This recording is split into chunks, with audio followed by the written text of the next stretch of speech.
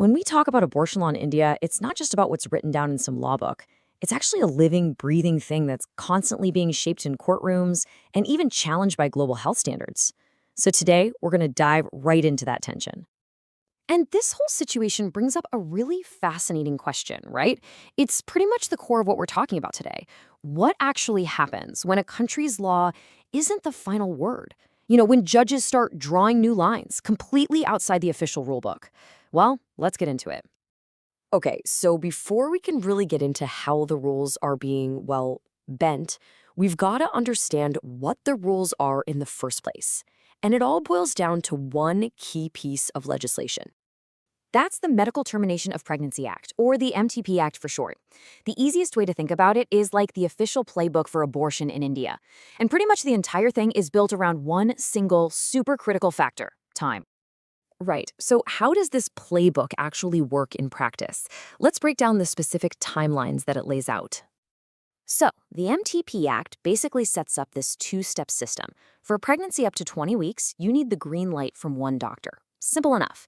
But then, for the period between 20 and 24 weeks, things get a lot stricter. Now you need two doctors to sign off, and this part is absolutely key, it's not for everyone. It's only allowed for very specific categories of women.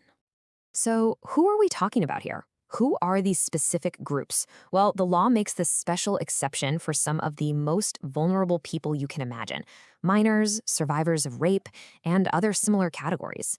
The thinking here is that these are extraordinary situations that, justify needing a bit more time to make such a huge decision. But what about the cases that don't fit into any of these boxes? What happens when you're outside even these rules? This right here is where the story gets really interesting, because this is where the Supreme Court of India starts to get involved. You see, the MTP Act draws a very clear, hard line in the sand, and that line is at 24 weeks.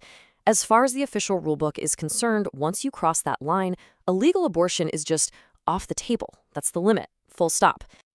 And this is where you can really see that central conflict, that tug of war, playing out.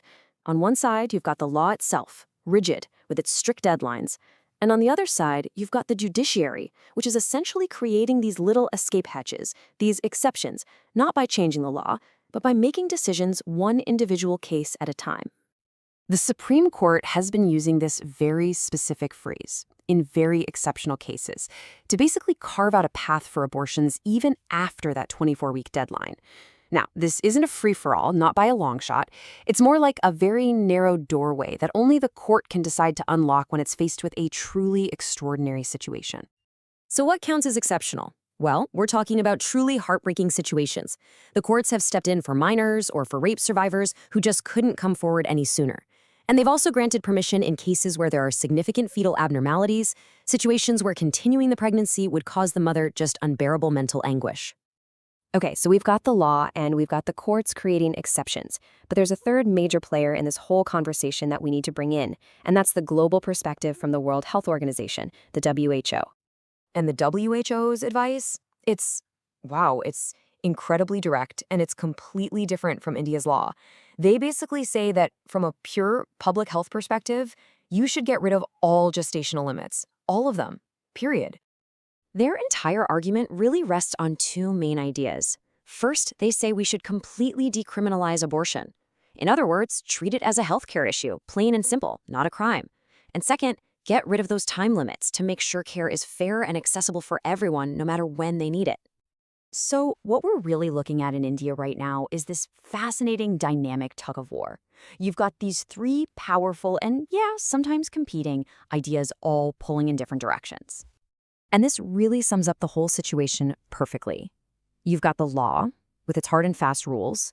Then you have the judiciary, kind of working in the gray zone, making exceptions as they go. And then you've got the WHO's global health view, saying, let's just get rid of the limits altogether. And I think the big takeaway here is that the real story of abortion access in India today isn't just about one of these things. It's being hammered out in the messy, complicated space between all three. So, all of this leaves us with a really big question about what comes next. As these judges keep making rulings on these exceptional cases one by one, are they effectively rewriting the law without a single word of the act actually being changed?